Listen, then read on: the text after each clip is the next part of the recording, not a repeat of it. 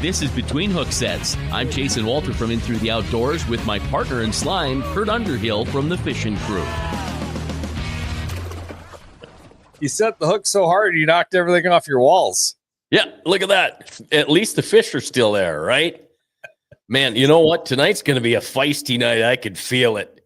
Yeah. I can feel it because you know what? I'm going to poke the bear. We're going to talk about co-anglers. You know what? Co-anglers are good. It's a good thing, right?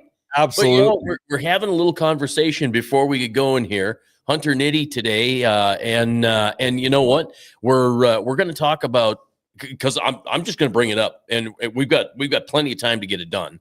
But co-anglers, if you're out there for a fishing trip, come on, you know. So we'll get into it later. But excited to finally have Hunter Nitty on the show. For me, it's been the secret life of Hunter Nitty since I heard Hunter's name, and because all of a sudden it's like there's this Hunter Nitty dude, and he won, and I'm like, wait a minute, he won again? Huh? What? He won again? He won again? He won again? You know, I'm like, who the hell is Hunter Nitty? You know what I mean? I'm like, this dude's got a secret life, and all of a sudden, boom, he's on top of his game. So Hunter, it's great to have you here. Yeah, thanks, guys. I appreciate it. Sorry, I'm a little passionate tonight. Yeah, you're fired up. Yeah, I am fired up. You know, So but before we get too deep in the conversation, let's learn about who Hunter Nitty is, where he came from, and you just kind of blew up on the circuit, won an AOI last year in a super tight race. But let's learn about you, and we can talk about your race last year for AOI. Yeah, no, you know, I grew up in Rosemont, Minnesota, 30 minutes from the Mississippi River, and actually 15 minutes depending on where you fish. And you know, my grandparents owned a resort on Mille Lacs, and that's kind of where I gritted my teeth. You know, we were up at Mille Lacs every weekend, and my dad fished a ton of tournaments. And as soon as I was old enough to start fishing tournaments, I was in. You know, I wanted to fish them. I was the kid on the dock that just wanted to hop in the boat and go fishing. And Dad was like, "No, you ain't old enough yet." So once I got old enough, we got into the tournaments, fished a lot of state stuff, and you know, fished all the state stuff, all of it that I could, and then got into the NWT. Yeah, well, it just seems like you're one of those guys that was born to fish and to win, and that's just the way it feels. Yeah, I don't know. I mean, we're busting our butts every day for the wins, but I was definitely born to fish. You know, I ain't got much else to talk about. You couldn't put me on a stage to talk about anything else, or in a podcast to talk about anything else. But we talk fishing, and it comes easy. That's all I care about. All I ever really want to talk about, and then a little bit of hunting, but that's it. That's fine, because Kurt and I'll talk fishing all day long with you. So let's go. Absolutely. I mean, I followed you since you kind of blew up on the scene, and looked back into you a little bit, and you know, Mille Lacs Lake boy. You guys got a lot resort on Mille Lacs Lake. Your grandpa does, and then the river's I didn't really realize the Mississippi River is your kind of your home home water, but you know, that's two great bodies of water to learn to fish on. Yeah, for sure. I wouldn't say the river was my home body of water, but I went down there like 5 years ago, and it tore me up. I mean, I don't think I caught a fish for like a week, and I just kind of said that I'm going to learn this thing no matter what it takes, no matter how long it takes. And now I think I finally learned it, and it's kind of cool. It's pretty cool. Oh yeah, it's showing, no doubt. Yeah, I know. I mean, and that's the thing. Like, you've got Mille Lacs Lake that I'm not going to say is easy to fish, but maybe for you it's more.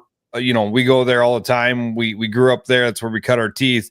And then you go to the Mississippi, and that fish is different than any body of water in the country. And to learn that's something. I mean, that really probably puts you on the comfort stage to go travel nationally. Yeah, for sure. I would say it definitely did. And I mean, like Mille Lacs was one of those places that I knew everybody up there, knew all the guides. I had a ton of info to teach me the lake and teach me all the stuff that they got. And the river is one of those places where I went down there with a couple buddies here and there, and all we did was try to learn it. We didn't ask for any info really. We pimped a few guys for a few things, but I'd say 80% of it we learned on our own. It was just busting our butts to figure it out. And it paid off. I mean, last year you won AOI. And am I wrong that you weighed a limit of fish at every one but one event? Yeah, one event I didn't weigh a limit of fish, I don't think. It came down to a tie between you and Tom Wynn. Yeah, that's amazing. Here, and it was decided by one fish. Yeah, the one extra fish I had on one of those limits, I guess. So how did you feel about that? Because Tom came from behind, right? Wasn't he sitting in like 8th or 5th or 3rd? He came from behind. Final day. Yeah. Yeah, he came out of nowhere. You know, like the 3rd day of the tournament, I went and it was, I don't know, let's say 5-6 footers. Maybe a lot of people probably say it was a lot bigger than that. And I was like, man, it's going to be a tough day for everybody. I mean, we're running 40 miles north, and that's pretty much where everybody was running. And I spun around and did something weird and ran into a bay that was dead calm. I'm like, if I get 15 pounds, I'll probably be pretty set. And I knew I could get 15 pounds, but I kind of made the wrong decision, and Tom got a little close on that one. I should have ran north, but I got a little too comfortable, you know, but I should have ran north and went and caught my fish that I was catching. I mean, that's a huge accomplishment to win AOI. And to do that, like going into the final day, you're sitting in the lead. You had Tom on your heels, and was it Nussbaum sitting there right on your heels? You guys 3 were tight.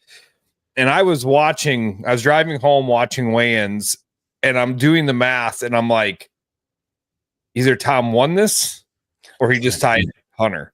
Because I knew he took out Nussbaum.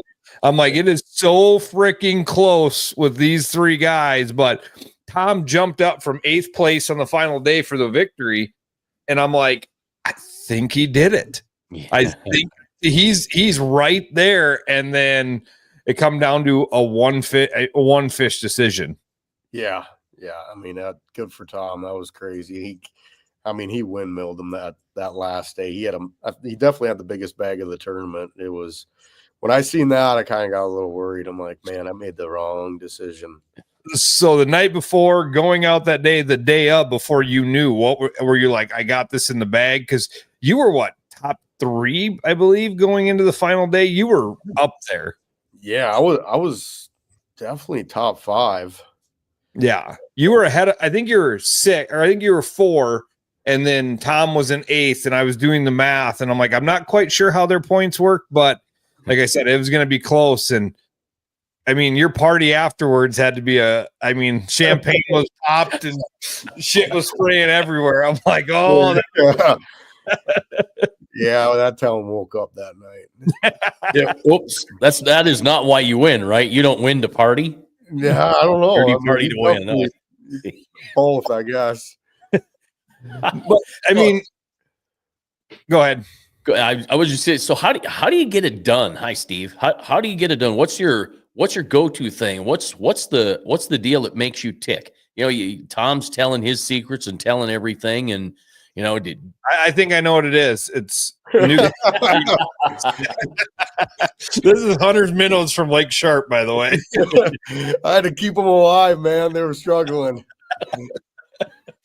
I got that picture. Like, how do you get Hunter bait that's going to stay alive? And I'm like, what? And I'm like, what did he put them things in? Yeah, they were Kool-Aid after that. I had blue minnows. What is your, like, when you're going to these bodies of water, like, to be that consistent, like, what are you doing? What's your mindset? And it's just like, one of the biggest things I think is when I'm not figuring out, I get pissed, and I get more pissed, and I get more pissed, and I get more pissed, to the point where, like, the boys are like, Hunter, where are you at? It's 10 o'clock at night. And I'm like, they're pissing me off, boys. And I just keep going and going and going and going. I mean, I know when it's time to calm down and just come off early and regroup, but I know when it's time that, like, you're all the time, I feel like you're so close. Like, if you would have just casted to the left, you'd have got it. You'd have figured it out. And I always feel like I'm so close on I know I'm a great fisherman. I know if I find them, I'm going to get them. So I don't really worry about that too much. I'm going to make them eat somehow, some way, but it's when you're not finding them that they just piss me off that I'm going to find you. I'm going to do my best 100% of the time to find you. Well, I think I ran into you the first day of practice on Sharp, and you're like, what is this place? Yeah. My screen for like 5 minutes with hundreds of fish, but I didn't know they were walleyes because I've never cast at a walleye that small. Literally, I went into one of them dang bays, pulled in, and I'm like, wow, there's a lot of fish in here. And I went through and I was looking for 1 packs, 2 packs, 3 packs, stuff like that. And as I'm on my way out, I was just like, man, there's something going on in here because there's a ton of boats that keep coming in here. And I casted in this 250 group of fish. And they all turned and chased my bait. And I'm like, uh-oh, what the heck? And I set the hook. It was a freaking 17, 18 incher. I'm like, wow, those are all walleyes. You got to be kidding me. I don't cast at those little things ever. We're always chasing big ones. I don't even want to catch those anyways. You're like, I pull up at the boat ramp and you got the iMaster on the front 24-inch screen, and you're like, they were everywhere. I couldn't even figure out what to, like, I didn't even know what they were. I thought it was nuts. But yeah, I mean, coming to Sharp, completely different fishery than anybody, first time here for you, completely different body of water than you've probably ever seen. You're thinking it's a river, it's going to fish like the Mississippi, or it's going to fish like Lake Oahe or Chamberlain, but it doesn't fish like either of those or any of those. It don't fish like anything. Yeah. It's weird. Tom Goodmestead got in first day of practice. First fish he caught was a 28, and he's like, whoa, we got this thing. And then he found out Sharp is just not a monster marble eye factory. Yeah, no, it's not. I never even caught one over 20. And I told everybody, I think I told you that day at the boat ramp, I said, you bring 12 pounds a day, you're going to win this thing. Yeah. And by 12 pounds a day, you're going to have a guy that weighs 18 on day 1 and 6 on day 2. Well, I missed it by 2 pounds. He weighed 21 on day 1 and 4 on day 2. Because that's sharp. I mean, somebody's going to catch a big one, but you're not going to, or two. Bobby Crow. I mean, to catch the 9 and the 7 like that, and both pre-spawn, boom. Like that was sharp. Yep. Sharp's goofy, man. I don't know. Every mile was a different body of water. Every 20 miles was a little bit of the same. It was just, I don't know. I don't ever want to go back. Just saying. I just don't. But that's the thing, though. Sharp is great for guys that want to fill the box, right, and take home fish. Oh yeah, we had fish. We had days we had 150 fish. Yeah. Like 100, maybe even more. It was nuts. We sat on one school the one day for 4 hours. I quit pre-fishing. I'm like, dude, let's just see how many we could catch. Sure. And we just windmilled them. And that's the thing about Sharp. Like, one, you can fish up by the dam year round.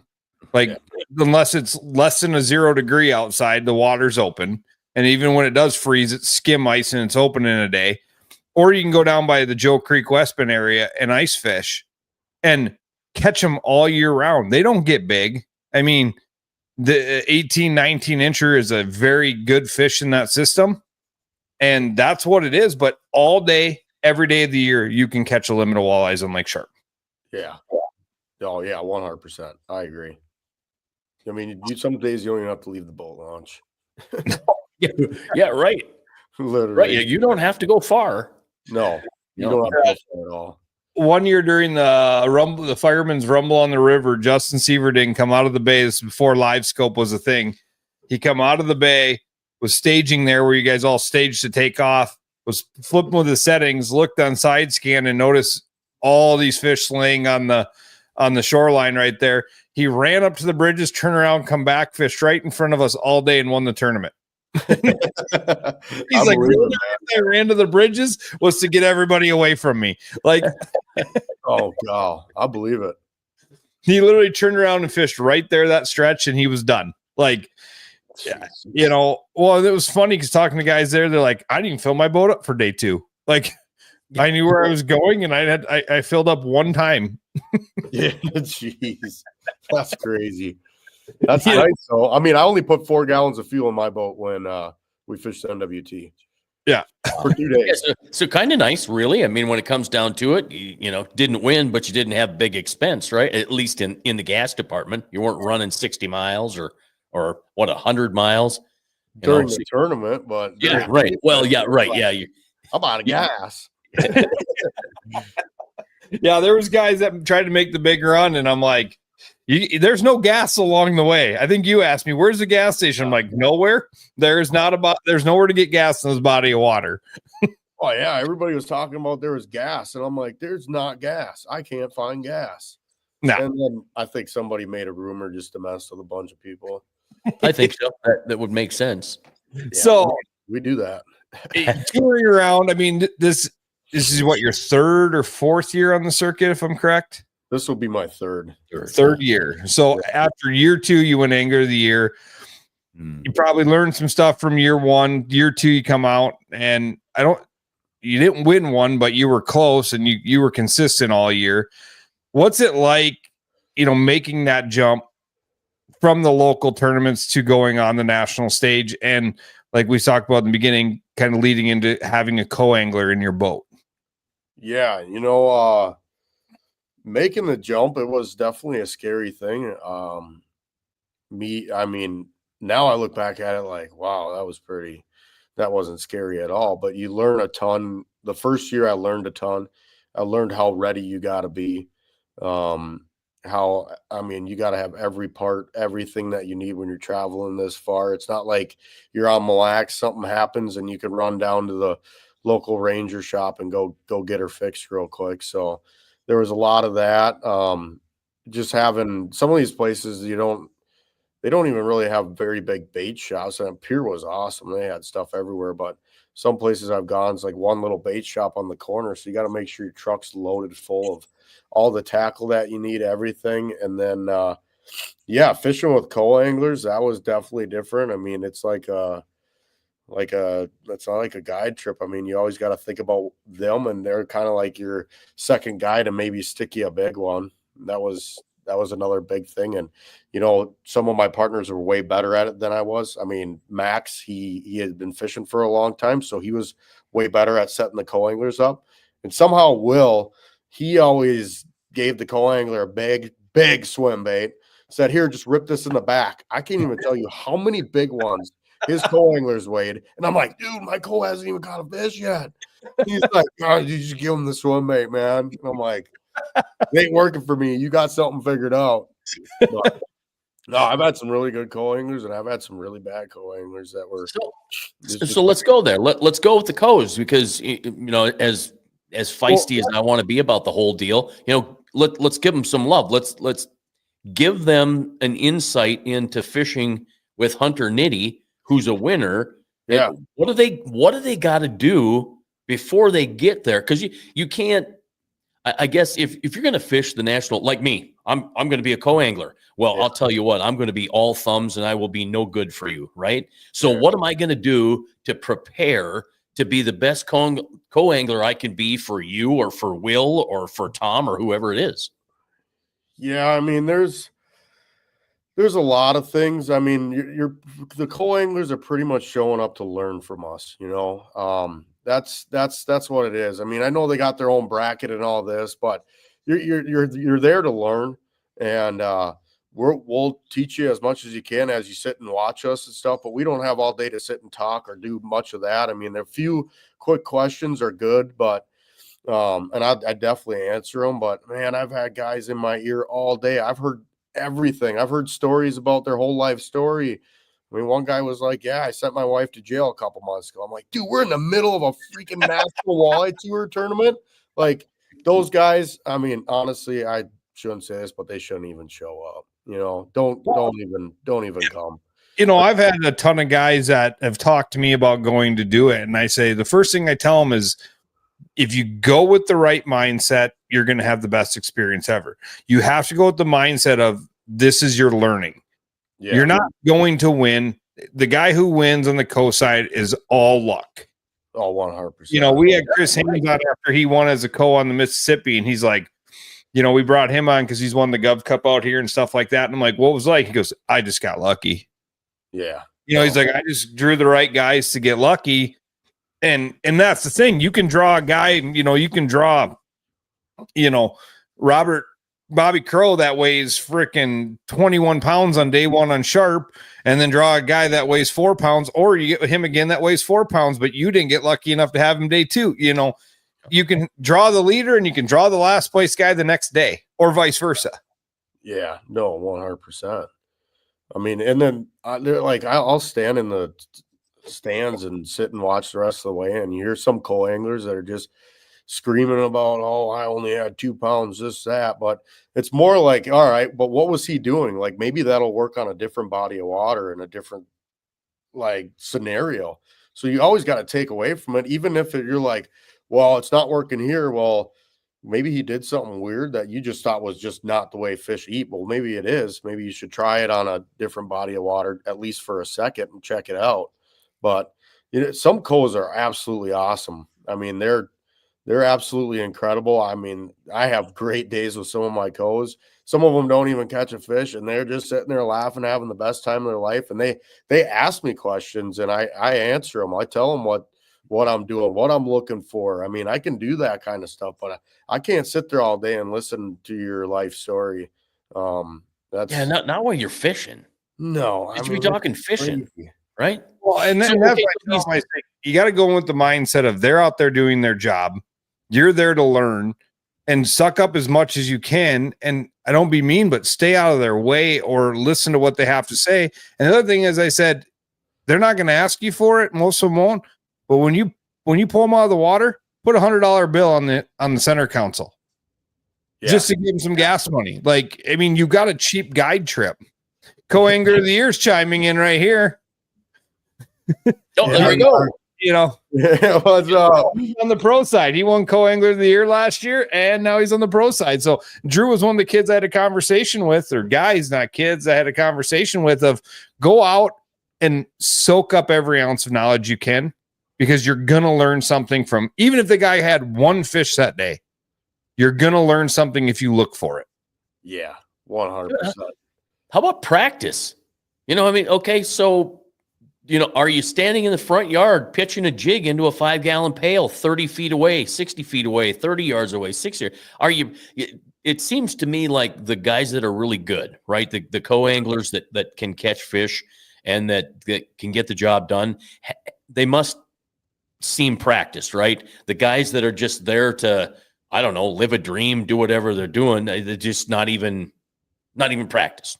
So what do they got to do to practice to get to that spot where they get the chance to fish with you and they learn from you and outfish you that day? How do they do that? Well, there's always that side, and I'm going to start with this. There's always that side of it where it's like the money thing that, okay, they don't have the sponsors, the money to back them to fish the pro side, and they like to go fish the co side. And there are always a bunch that are pretty good anglers, and that's super cool. Those guys that come over and fish it and hang out with us and come learn from us. But a lot of those guys are back at home fishing derbies. That's the key to this whole thing. You want the key to fishing and winning tournaments? You got to go fish as many tournaments as you can. Keep fishing them. That derby on that lake, well, I don't like that lake. Go fish that dang lake again and again and again. Like I went and fished the river again and again and again and again because it pissed me off and I wanted to go learn it. But you could be the best angler in the world and you'll lose every single tournament you ever fish because you'll spin yourself out. You don't know how it is to fish a tournament where you have to learn to make the right decisions and just go fishing. There's a lot of guys that are like, they got too much going on in their brain. They think it is a tournament, and they're bouncing all over the place. You just got to go fishing like you do when you're fun fishing. And, that was one big thing. My first year of fishing the National Walleye Tour, at the end of it, my buddy Kyle Minke looked at me, and he's like, dude, you are a great walleye fisherman. He goes, but you need to change your mindset. You got to get out of your head and go fishing. That was the biggest thing I've ever heard in my life. And the next year, that was all I could think about.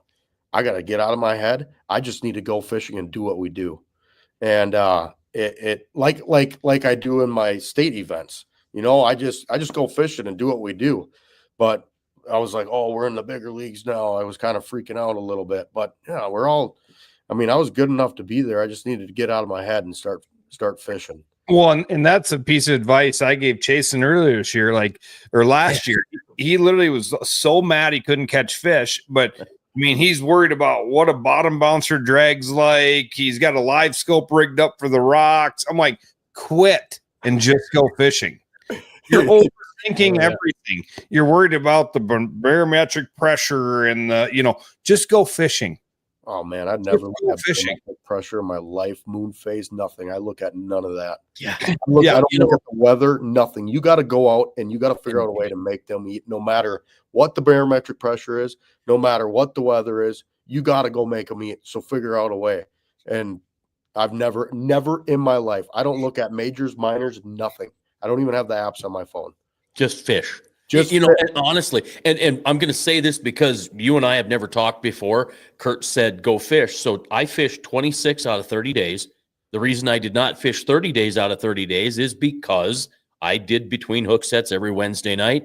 And that bite was right in the middle of 7 o'clock and I couldn't do anything about it. So 4 days I didn't fish, but I had 16 that weighed 119 and a half pounds in 26 days. From shore. From shore. From shore. That's so good. 4 10-pounders from shore, and I was in eastern South Dakota. Hey, that's not bad at all. No. But here again, I did the watery fish might look like your middle bucket. I'm getting it.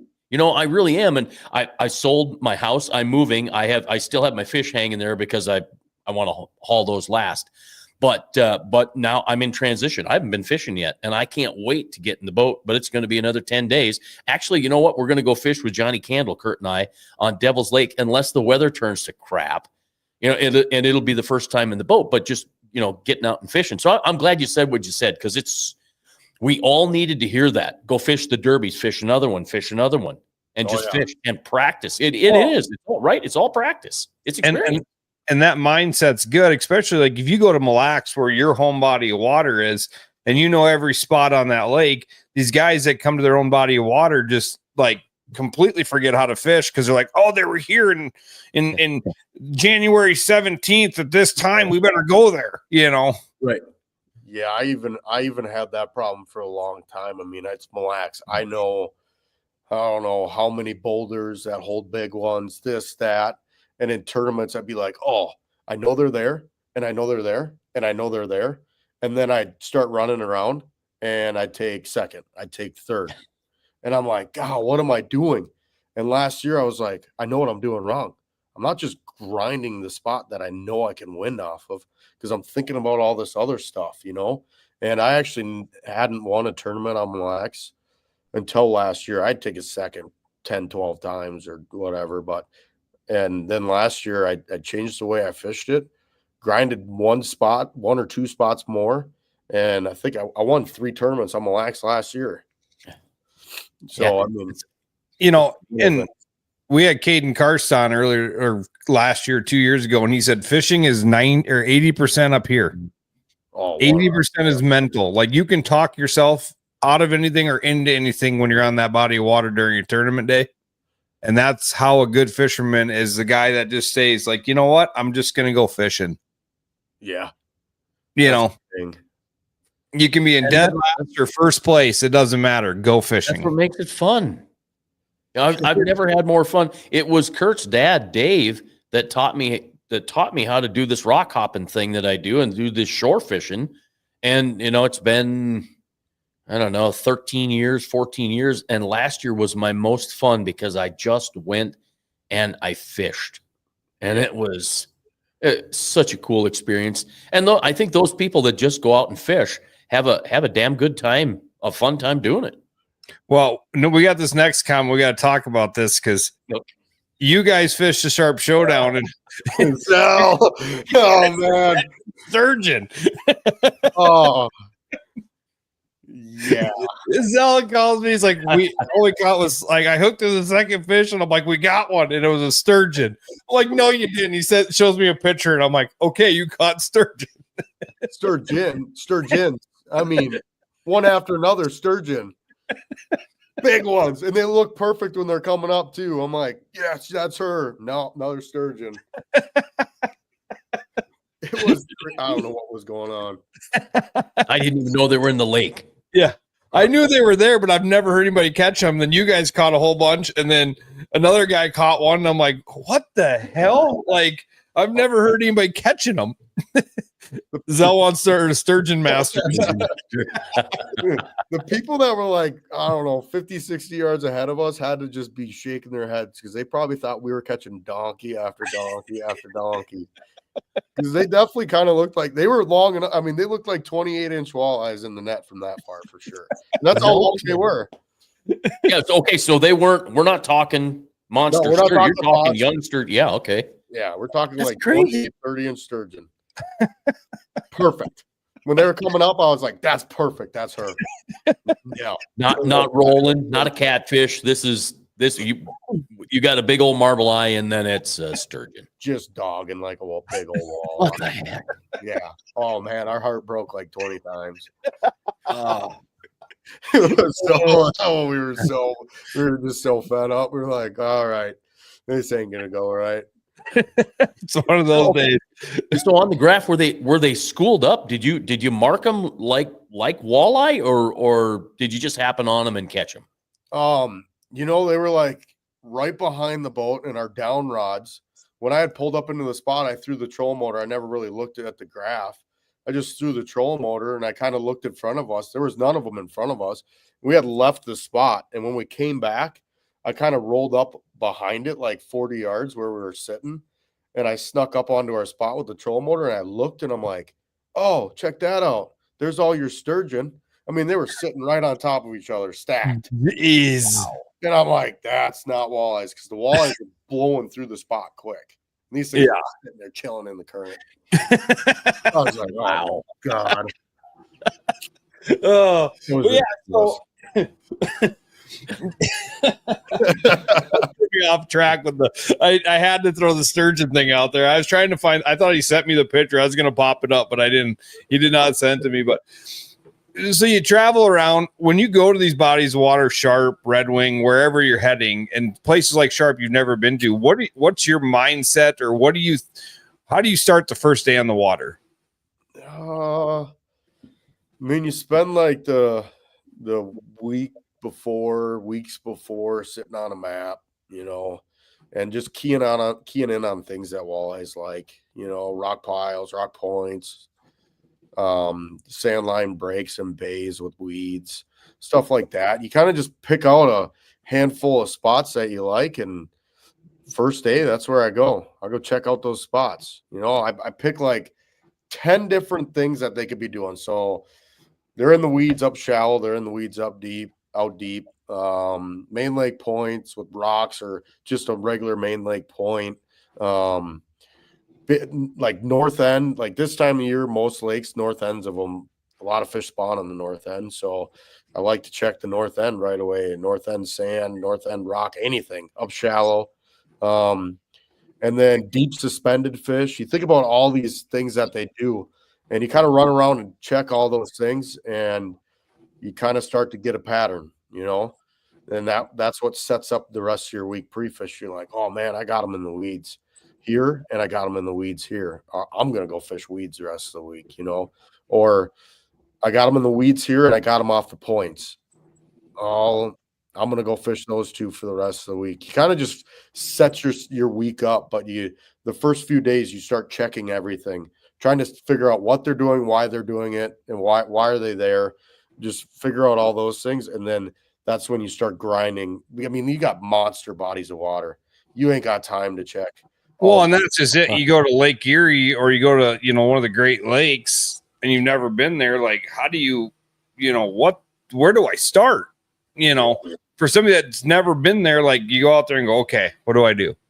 Yeah, we do tons of research too. I mean, like, people some people don't think the pros are doing research. We're doing a ton of research. We're on the internet all the time, looking up stuff, looking up old weights, figuring out what we kind of need for a weight, what caliper of fish we're going to need. I mean, we're working our butts off trying to figure everything out that we can. I mean, lakes like Erie are super easy. You look up Erie and what's everybody doing? Chasing suspended fish out deep. Now you just got to go find the right school of suspendos. So that means cover enough water in that week of fishing that you find the right suspended fish or pocket of big ones, But then you go to like Lake Huron, where I found fish up shallow on the rocks, and I found fish in 150 feet of water. And that place, when we were there, we keyed in on warm water. That's one thing we figured out. Where's the warm water? Wherever the warm water is, there wasn't a lot of warm water, right? So, but wherever the warm water was, they were deep and they were shallow. They were all along it. It was just wherever the warm water was. If it was cold, get out of there, leave. Go to the next thing. I mean, it's just the little things. You got to key in on a few things that. And in that scenario, a degree matters, right? I mean, you're not talking like a 10-degree swing in temperature. It could be a 1-degree swing in a scenario. Yeah, for sure, 100%. Are you using Fish Hawk to get some water temp, or are you just going by surface temperature? I mean, there's like these big bodies of water's got Fish Hawk or whatever. They got all kinds of stuff on the internet that you could just look it up. This buoy says this buoy says sure. that. Yeah, right on the bigger systems. Yeah, sure. On the bigger systems. But then, I mean, these other lakes, you're just looking at your graphs, looking at your screens. The north end was this hot, south end was this hot, this corner. I mean, and a lot of these lakes, especially this time of year, when you start to figure out there is a lot of areas with a bigger change in water temperature, some days you'll just spend all day looking for, like, I'm going to drive to this corner and see how warm it is over here. I'm going to burn gas and drive to this corner and see how warm. I'm going to go into this bay. I'm not even going to fish. But then I'm like, dude, this bay was super warm on everything. I'm going to go back and fish that tomorrow for a little bit. Check it out. I mean, there's so many different things to it that, I mean, it just helps you out along the way. So with that in practice, there's days you don't even fish. You're just driving and graphing. Oh, 100%. I mean, and that's what, like, people, like, guys that don't do it, there's days you probably don't drop a line. You drive around, you look at stuff.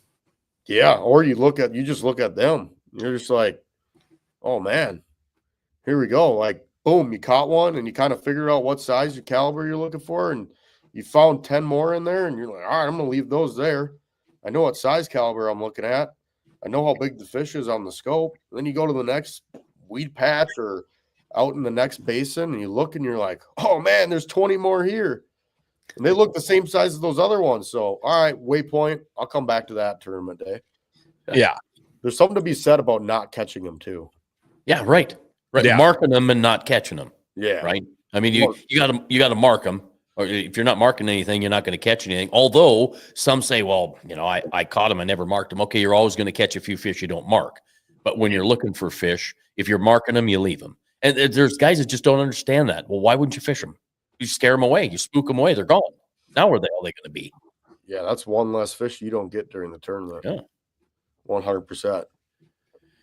Yeah, right. Yeah, Trapper. Yep, you're right. Yeah, he's kind of right there, because I've also seen that where, like, you had a really good bite. I mean, us fishermen are pretty savage, You're like, you got a good bite going, and all of a sudden you look and you're like, you pull into an area, and then somebody pulls in behind you, and you're like, you knew there was really good fish in there, and you're like, God, if they come through here and get them, okay, I'm going to go back through and just windmill every single one of them. Just catch every single. I mean, guys do this all. I mean, we're all guilty of it. You're like, oh, I got something going over here, so I'm just going to windmill all these ones, and not a single one's going to bite. This guy, what guys are talking about, I mean, it happens all the time. I've had guys pull into my areas and absolutely beat the living tar out of my fish. Every single one of them. And I mean, it's good strategy, I guess. I guess. Well, I've had a few tournament guys do that on local lakes, and I want to chase after them, but I can't get them with my 50 horse. And that's something to be said. Like, we go to Sharp Showdown, where you released all these fish, and people are like, are you going to outlaw the back channel here? And I'm like, you're not catching those fish. The likelihood of you catching that fish after it rode in a boat for 8 hours and me putting it back in the water is slim and none. Yeah, they get so stressed out, and they're spent. We had our Cedar Shore event. We released all the fish on day one. Jason went down the dock. He caught some day one down there off the dock when we had some downtime between live feeds. Day two, did you even catch a fish off the dock? No. After we released hundreds of walleyes into that spot, never caught one. Nope. Yeah. Before the tournament, that day before, before the release, they were eating money badgers. Boom. And then nothing. I mean, it was just a dead sea after that. I believe it. I mean, them fish are stressed out. It takes probably about 3 days. Actually, I know of some tournaments that we let go a ton of fish, and then like 3 days later, we're fun fishing, and you're like, man, they definitely went to that first wing dam, and it's just stack loaded, and you could just sit there and waylay them all the time. But if you think you're gonna go back the next day in a tournament and count on that, I mean, man, you're nuts. You can never count on that. There's people that do it. I've actually never done it. Never done it. Yeah. I wouldn't even try. I mean, I'd really, I just wouldn't try. Yeah. So we kind of got off track, or we kind of went everywhere, but you've had a hot start to the year. Yeah. Like Sharp was your only wrench in the mix. Yeah. Because you said before we started, how many events and how many wins do you have right now? Oh man. I don't know.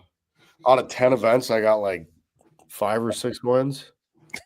Yeah, that's pretty damn good. Yeah. And it's amazing, really. Couple 3 not so good and one more top 10. And then before that, I mean, I couldn't even, out of the 20, I couldn't even tell you how many I got top 10s and wins right now. It's been going pretty good. I can't complain. Look up the NBC results. I'm like, it's just gonna say Hunter's name up top. Right. So what do you take away from those that when you don't do it, when you don't do good, and maybe you're a little pissed at yourself because like Lake Sharp, but Lake Sharp was a different lake. That's not your kind of lake to fish. But what do you take away? Do you learn a lot when you have bad days on the water? Yeah, no, for sure. I mean, I ain't afraid to ask questions either. Like day one of Mississippi River, the 2 1-days MTTs, I won that one. And then a bunch of guys stole my spot the next day, which that didn't help. But who cares? Who knows if I would have got them anyways. And that the water had changed in the seam that I was fishing had opened up like a ton. So the fish got to spread out in the seam. They weren't like stuck in a certain area. And I learned that. I mean, if I would have just moved on that seam, I would have got them. I would have won again. And I know I would have, because I knew how many fish, like the amount of fish that were in that seam had to be just ridiculous. When it opened, if I had have moved with it, I'd have 100%. I fished that spot enough, I'd have waylaid them. But I just didn't. I literally put the motor on anchor lock and I just sat there. But yeah, I mean, the ones that you don't win, you learn from it. You definitely usually hear what the winner was doing. You take that and put it in your pocket for later. I mean, I always try to figure out what I did wrong. Sharp was one of those places that I don't know. I just didn't care to figure out what I did wrong and never wanted to go back. But there's not a lot of places like that. Yeah, but I mean, that's the thing is like, you probably didn't do anything wrong. You just didn't land on the lucky fish that day, right? I mean, you went through 150 fish in a day. They just weren't big enough to win the tournament. I mean, that's the thing about Sharp is, how do you learn from what you did wrong when you caught a boatload of fish? And I lost a 6-7 pounder day one, but I never, I told maybe 2 people that. I don't talk about fish that I lose because I'm not the guy that's like, oh no, I'm not gonna go cry about it, because if you go run and talk about, hey, you lost fish, guess what? Pick out 20 guys in there and ask them how many big ones they lost that day. Everybody lost one, but most places, I mean, I don't know. That was one of those unicorns that you needed. And that fish would have threw me right up there, but it is what it is, you know. And that's like, if I had $1 for every time somebody told me if this tournament was yesterday, if this tournament was last weekend, if I'd have fished it, if I'd have landed that fish, I could probably retire in the Bahamas right now, because I could have a beach house for every $1 I get. If I was in that event, I'd have won it. Or if it would have been yesterday, I'd have won it. It wasn't. It was today. Yeah. Right. Yeah. Guess what? We all lose fish. You can't use that as an excuse. Why did you lose that fish? I've lost a ton of fish just because I didn't give it to them long enough. That's your own damn fault. I mean, Yeah. You go cry. You can't go cry about it. You got to figure that out for next time. Then feed the dang thing longer. I mean, I got pissed at myself so many times, but it is what it is. That's fishing, and you gotta. Most of the time, when you're losing fish. Most of us that are winning too are losing fish. We're losing 3-4 fish in a day, but we got it figured out to the point that we can make up for it. And that's the key. You got to make up for it every time. Every tournament, you got to know, like, you're probably going to lose 2 or 3. Jim is 100% correct. It's hashtag I won practice. Well, I think that needs to be a t-shirt. Yeah, it does. Yeah. Just that would be awesome. Hashtag I won practice. That'd be sweet.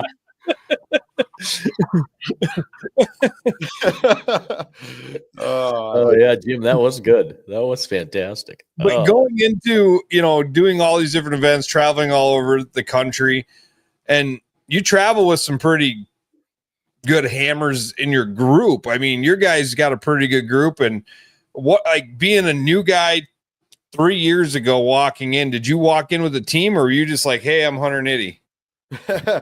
I mean, we had a team figured out for the first year, the thing is me and Will and I, we're like a package. Wherever Will goes, I go.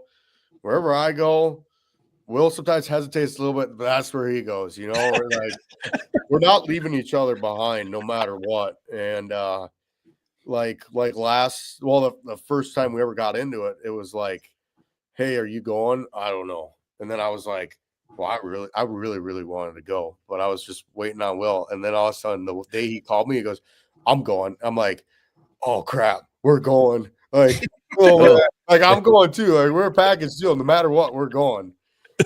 Well, you can catch big fish too, can he? I mean, he can catch big fish. Well, I saw him in Bemidji at the bait shop, and I'm like, dude, you are definitely Will Pappenfuss's doppelganger. Holy crap. He's like, I am Will. I'm like, what? So here's the deal. He's in there just a normal dude, right? He doesn't have a hat on, doesn't have sunglasses on. Like, he didn't look like Will Pappenfuss. He just looked like he could have been. And I'm like, what the heck? It was like he was in disguise. I don't take your hat off once. Let me see if you look the same. Yeah, we all have a little bit of that. Well, here, look at you. Got a 4-head. I got a 5-head. Look at the damn thing up there. I'm working on it. It's starting to go. Don't worry. That's from the walleyes, by the way.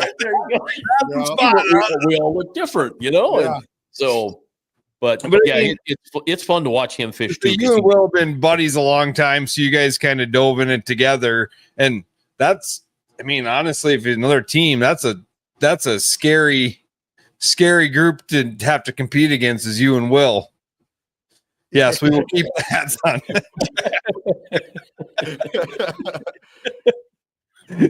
Yeah, but, there's a different mentality in that too, right? I mean, the team fishing is not, I shouldn't say team fishing, your team that you fish, practice and share information with, that's a whole nother concept people don't understand. I get these new guys like, yeah, they start doing good and like, we're gonna team up with these guys, and I'm like, whoa, pump your brakes. There's a lot more to it than you're gonna team up with them. And guys get burned and some guys get ahead, and some, I've heard a lot more teams fail than do good. Yeah, for sure. There's been a lot more teams that failed than do good. And the great part about me and Will is I win a certain way, and Will he's won a lot of tournaments too, and he wins like sometimes totally different way than I do. And whoever's got the program working, we're pretty good at switching over to the next person's program. But it always seems to be like if me and Will went head to head at the end of a derby, he'd be doing something totally different than what I'm doing. And that's like the key to me and him. He checks all this other stuff, and I check all this other stuff. And at the same time, we both know we're fishing these spots a little different. Even if we're in on the same spot, we're fishing a little different. We could put stuff together to make it so we both do really well. And our other partner, Isaac fishes all kinds of different ways. Our way, my way, Will's way, his crazy way. I mean, it's awesome. It's an awesome team. I love our team. That's the thing. Like we talk about, we've had a lot of conversations, me and Chasen, about this. Is there's so like the walleye world is so secretive, right? It is so secretive. Nobody can talk about what bait they use, what they did. But you just brought up a good point. Your teammates, you can tell them the exact spot, exact bait, but they're going to still fish it different. Yeah. Yeah. You know, I mean, that's what we all come down to is, you know, you watch, you know, if you watch any of the Bassmaster Elite Series, Polinick wins a big event down in Florida, and he threw his bait. He won the event onto the 5 guys around him, and they couldn't even come close to him. Yeah. You know, like, and he was literally handed baits to him off the boat and said, use this. This is what I'm doing. They couldn't catch him. Yeah. Here's the secret bait right here. You know, catch him on that once. I mean, just try. It's been working like crazy. It just forgot to show us that end. Yeah. I don't know what. So let's okay. Talk about that a little bit. Why the hell are walleye guys so doggone secretive? Man, there's some crazy tricks in the walleye world that you just can't let out. I mean, I've watched co-anglers' jaws drop. Really? I've watched me and my dad won a tournament on Big Stone. You remember that one? Yeah, right. I watched my dad's jaw drop. He's like, that's something we never tell anybody. And I'm like, why do you think you're just figuring this out? And I'm like, dude, and it was crazy. I mean, there's a lot. I mean, there's stuff that just it will never get said ever. There just are big secrets then. Yeah. I mean, and most of them, it's like, I know like some of them, the stuff that I got, Will knows. Stuff that Will's got, I know. But you got to have a guy like that is your man that you know will never open his mouth to ever say some of this stuff. And it takes a lot of trust to have a guy like that. But it's stuff that Will figured out on his own. And it was stuff that I figured out on my own. And we both look at each other and you're just having a few beers around a table and you're like, all right, I got one for you. And they're just like, oh my God, what the heck? Are you serious? I can tell this one because he's no longer with us, but I got the fortunate pleasure for a lot of my years of life of taking Bob Prop Sr. around with me. And we went ice fishing one day, and Bob Prop Sr. would steal every used baked potato wrapper he could get his hands on. And he put them in his pocket. And I'm like, Bob, it's tinfoil, it's garbage. Well, we're out ice fishing one night, and he gets his little pocket knife out and he cuts a strip of it, and he puts it down with his minnow. And I've got the aqua view down, and I kid you not, a walleye came in and hit the tinfoil and left the minnow. No way. I swear on everything. The minnow, I'm sitting there, I'm like, here it comes, hits the tinfoil and leaves the minnow. And I'm like, Senior, he goes, I've been doing it for years, partner. And I'm like, what? And I go, well, why you got to steal it? We can just buy a whole thing. He goes, it's not the same. It's got to be crinkled up after the baked potato. No way. I don't know if that part's true, but he would take all the baked potato wrappers and put them in his pocket and then hook them on his line. And I watch it on Aquaview. It comes in, hits the tinfoil, leaves the minnow on the hook. No, that's honestly. That's a secret. Potato wrapper. It's a secret no one's going to believe, right? Yeah. I don't know if I'm going to try that, but yeah. But I just like at some point. Hunter's going to be like, "Hey, you going to throw that baked potato?" Talking about tinfoil balled up. But yeah, I mean, like again, I would have never put a piece of used tinfoil on my jig. No, never.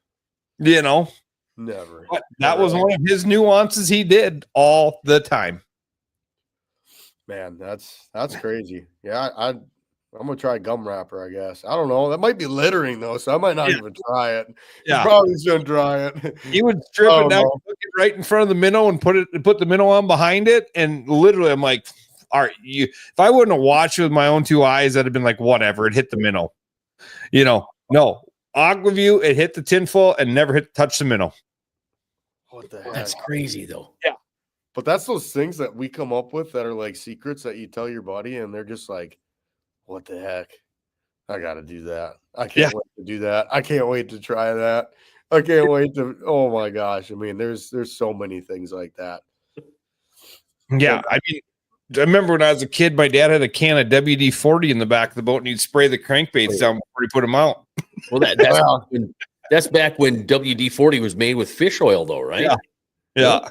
Yeah. Fish oil. That's definitely one of those secrets that got out, and it's definitely a thing. 100%. I don't get too into it anymore, but when we used to like Lindy rig and bind fish and pull cranks and all that kind of stuff, yeah, we were into all that stuff, all that scent stuff. Now it's all about how you work your bait and how you present your bait. But yeah, back then, I mean, man, anything that could help, you did it. Sure. 100%. Anything, even the littlest thing. I mean, you still do it now, but not to the extent that we did back when we were Lindy rigging or pulling spinners and stuff like that. Well, the whole, but the tactic, I mean, it's just, you're targeting individual fish now rather than hoping to get something that you're either trolling by or that's following your bait. So it is completely different. You know, all the Tom Wynn's still using scent on his rigs and doing what he's doing, but you know, I would. You look at, we had Dave Spade on a year or so ago, and he was one of the guys that invented the slow death hook. Yeah, that thing is awesome. They literally just took a thing and bent it, and that's what they something nobody else was doing at the time. Yeah.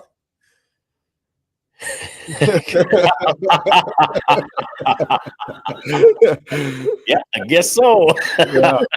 Little Vaseline there. Where is that Lisa? But yeah, I mean, so you know, you think of that, like when at that time he started bending a hook to watch a crawler spin in the water, and they were doing it for years prior to anybody knowing about it. Yeah, no, for sure. And it's still a killer tactic. One of the best tactics for if you ain't scoping, you got a blind rod off the side, man, slow death hook's where it's at. It just makes that crawler sit there and spin. And like we still throw a lot of death jigs, and that's the back of a death jig is a slow death hook. Well, and that's that too. I mean, that whole throwing a death rig, I've tried to throw them. I can't do it. Somebody finally told me what I was doing wrong. Yeah. Every time I'd cast one, like it would be tangled up, and I'm like, I don't get how anybody's casting these things. Right. Well, I finally got the little secret on how to cast them. And I'm like, oh, okay. Oh, now it's coming. Now it makes sense, you know? Yeah. Right. That's the key, guys. Lasso them up. That's funny. They're roping calves. Yeah, but I mean, when them first came out, I'm like, how do you fish these things? You know, and I would put them down and try to drag them when we were out bottom bouncing, and I'm like, okay, this ain't working, you know. And then like I said, I tried to cast them, and every time they come in tangled up, and I'm like, and I got the tip on how to cast them. I'm like, oh, okay, I get it now. Yeah, I get it now. So, and that was just it, that little nuance. But I mean that goes into the same thing is. You can say the walleye guys won't even say they're casting death jigs. They won't even say that. Right. Oh, we were casting at them. Yeah. Yeah. You know what I mean? Like, you don't have to divulge every little secret, because in the bass world, you know, they're doing every little secret, you know, but everybody's fishing something different or doing something different, but they're still saying, hey, I'm throwing this jerk bait. Yeah.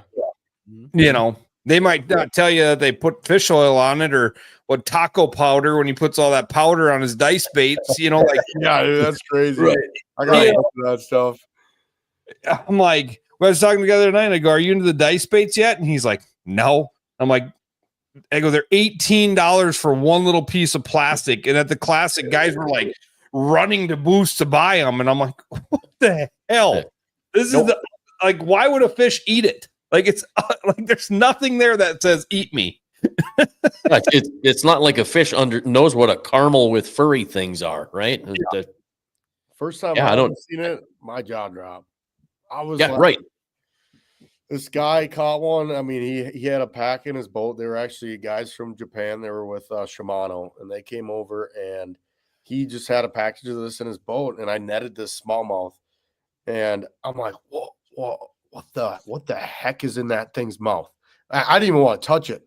I was like, I ain't never seen anything like that, because I had a Ned rig on his rod before, and I'm like, what is good? What is that? I'm like, you touched that. And he barely spoke any English, so he's probably like, what's wrong with this kid?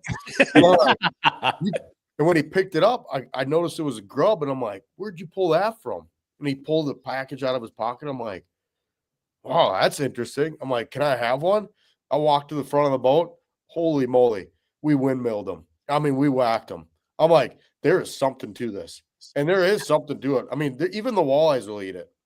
Not a lot of the big walleyes, you watch them, they'll sit and look at it and just stare at it. And they're like, well, they're kind of thinking what I'm thinking, but the smallmouth just crush it. You get a lot of the little super active walleyes to crush it, but there's something going on with that bait. Yeah, that's crazy. Yeah, it doesn't, like I said, in my head, it doesn't make sense. Like, it doesn't make sense at all, but they are swearing by him in the bass world. Yeah. I believe it. What I seen it do is crazy. It's nuts. I mean, I'm pretty sure Father Gill won leech on it too. Yeah. Oh, yeah. Yeah, I think he did. Yeah. Talk about a hammer right there, a Minnesota boy that is just tearing it up. I mean, boys, Minnesota boys. On the watch. Yeah, I like it. Watch, like in fantasy. By the way, make sure you pick your fantasy. Oh, yeah. It's due for tonight if you're in the fantasy league. But yeah, holy crap. That kid is just, I picked him every event since the Classic, and he's scored me points. I'm like, I can't not pick him. Like, he's a hammer.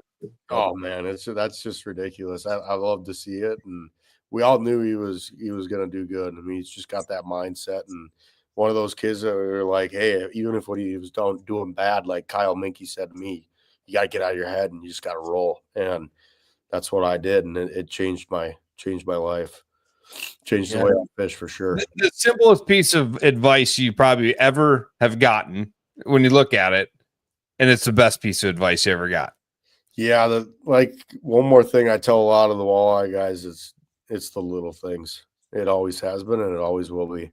It's turning the radio up and turning it down. I mean, it's left or right. It's always been the littlest things that's you're so close. You're so close, but you gotta figure it out. A lot of guys are so close. If they would have just took a left, they would have had it every tournament. I mean, you're so close. So what's your predictions coming into the Mississippi at La Crosse? Like, what are you thinking? Like you said before, your truck is packed to the gills. Oh, I'm thinking everything, man. I'm pumped. Let's go. Redemption on I want to scope them, but if I can't scope them, I got cranking rod. I shouldn't say that. That's crazy. I haven't brought cranks to a tournament since like a couple years ago. And I knew it was going to be a bad event on Sharp when I saw Dewey and Hoyer pulling cranks. Yeah, I think they were trying to spin us out. Maybe not, but I think they were doing a really good job of trying to spin us out.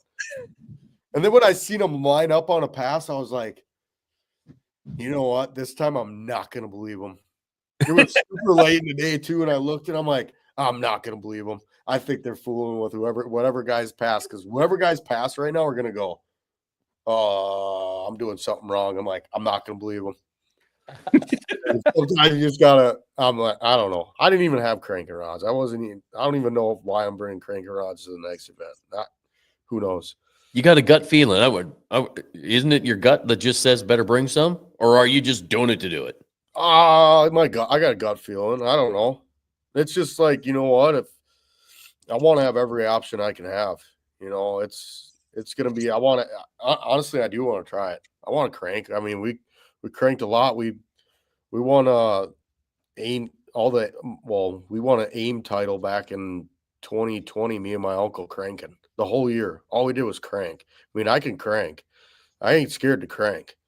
It's just scoping's 10 times more effective. But if we can't scope this place, I guarantee I'm going to be cranking. I'm not afraid. Well, water's warming up. With that, we all, after last year when Hoyer wins on Lake Erie, I'm like, you're done doing every other tactic other than scoping. Scoping didn't play that much factor in the win on Sharp. No, not at all. That's my bad. I screwed up.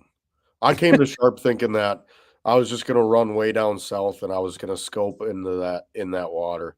And honestly, I wish I kind of would have had cranking rods just to try it in some spots. I mean, we still did good. We still did all right. I'm cool with that. But you can't, just because you don't like to do it, you can't zone it out. You can't take it out of the picture. I know. It's a bad word, buddy. That's a bad word. It's like the worst word you could say nowadays. Because Tom wins at lunchtime. Yep. You don't have enough snacks in the boat to do this. Oh, did you say lunchtime? Snacks in the boat. Snacks in the boat. Snack alert. That's wild. But my dad told me years ago when I told him, I was like, God, I hate cranking. And he goes, cranking wins tournaments. And I'm like, and that stuck with me for a long time. It still does. You cover so much water cranking. It's insane. It's one of those things that can still beat scoping. So you can never take it out of the picture. No, I 100% agree. There's probably been more tournaments up until live scope when cranking became a thing. More tournaments were one pulling cranks than doing any other tactic, hands down. 100%. And now scoping is, catching up, but you still hear guys winning and pulling cranks. Yeah. Oh yeah. I still hear it. I mean, there's still guys in the top 10. I mean, everywhere you go. Last year, the guy leading first day cranking. I mean, there's tons of guys. I could name tons of scenarios. There's always, but you don't hear the guys like blind fishing a point. They can't beat it. You got to either cover water, or you got to scope. Yep. You have to. So, got to do it or win. Awesome. Buddy, best of luck the rest of the year. Thanks for taking some time tonight and hopping on with us. And we'll be we've been following along for a while, and we'll continue, because if you guys have not heard of Hunter Nitty yet, you will. You're living under a rock. Thanks, boys. I can't wait to send you that congratulations text on that first big W on the NWT, other than AOI. I mean, right.